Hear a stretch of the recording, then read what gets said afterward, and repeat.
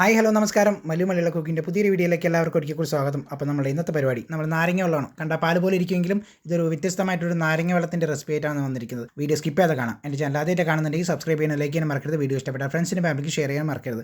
അപ്പോൾ നമുക്ക് സമയം കളയാതെ നേരെ വീഡിയോയിലേക്ക് പോയാലോ. ആദ്യം തന്നെ ഞാനൊരു മിക്സിയുടെ വലിയ ജാർ എടുത്തിട്ടുണ്ട്. അതിലേക്ക് 2 ചെറുനാരങ്ങ നീളത്തിൽ കട്ട് ചെയ്ത് കുരുവൊക്കെ കളഞ്ഞിട്ട് ക്ലിയർ ആക്കി വെച്ചിട്ടുണ്ട്. അത് നമുക്ക് ജാറിലേക്ക് ഇട്ട് കൊടുക്കാം. കൂടെ തന്നെ 4-5 പുതിന ഇല ഇട്ട് കൊടുക്കാം. പിന്നെ വേണ്ടത് കണ്ടൻസ്ഡ് മിൽക്കാണ്. ഞാനൊരു 3 ടേബിൾ സ്പൂൺ എടുത്തിട്ടുണ്ട്. അത് നമുക്കൊന്ന് ഒഴിച്ച് കൊടുക്കാം. ഓക്കെ, ഇനി ഞാനിവിടെ തണുത്ത വെള്ളം നമുക്കൊന്ന് ഒരു കപ്പോളം ഒഴിച്ച് കൊടുക്കുന്നുണ്ട്. ഇനി നമുക്കൊരു 10 സെക്കൻഡ് നമുക്കൊന്ന് ബ്ലെൻഡ് ചെയ്തിട്ട് വരാം. നാരങ്ങ ഒന്ന് അരഞ്ഞു പോകാത്ത രീതിയിൽ വേണം നമുക്ക് ബ്ലെൻഡ് ചെയ്തെടുക്കാൻ.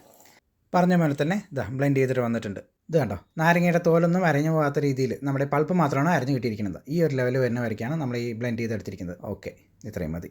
ഇനി ആ ഒരു ഗ്ലാസ് ജാറിലേക്ക് നമുക്കൊന്ന് അരിച്ച് വയ്ക്കാം. ഇനി ഇതിലേക്ക് 3/4 ലിറ്ററോളം തണുത്ത വെള്ളം നമുക്കൊന്ന് ഒഴിച്ച് കൊടുക്കാം. ഇനി നമ്മൾ ഗ്ലാസ്സിലേക്ക് ഐസ് ക്യൂബ്സ് ഇട്ട് കൊടുക്കാം. കൂടെ തന്നെ കുതിർത്ത് വെച്ചിരിക്കുന്ന കസ്കസ് ഇട്ട് കൊടുക്കാം. അപ്പോൾ ഇത്രയേ ഉള്ളൂ. വളരെ പെട്ടെന്ന് ഉണ്ടാക്കാൻ പറ്റുന്ന നാരങ്ങ വെള്ളത്തിൻ്റെ റെസിപ്പി അല്ലേ ഇത്. ഏത് കാലാവസ്ഥയിലും എപ്പോൾ വേണമെങ്കിൽ കുടിക്കാൻ പറ്റുന്ന ഒരു അടിപൊളി ഡ്രിങ്കാണിത്.